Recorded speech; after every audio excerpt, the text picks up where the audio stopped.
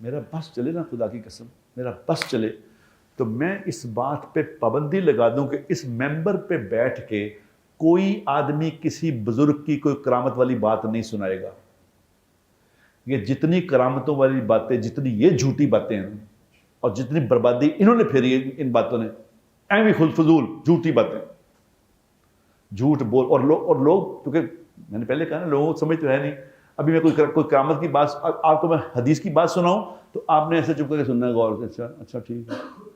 آپ کو میں ابھی کسی بابے کا قصہ سناتا ہوں، دیکھنا آپ نے کہا سبحان اللہ سبحان اللہ.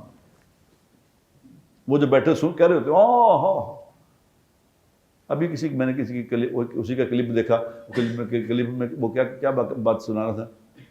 کہتے ہیں کہ وہ کھیل رہے تھے، بچے گیند سے کھیل رہے تھے، امام ابو حنیفہ رحمۃ اللہ علیہ درس دے رہے تھے، پڑھا رہے تھے.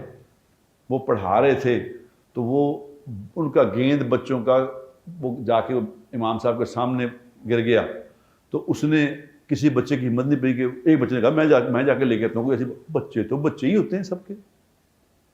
تو کہتا وہ جا کے اس نے بچے نے گیند اٹھایا تو امام صاحب نے اس کو دیکھ کے کہا یہ حرامی ہے.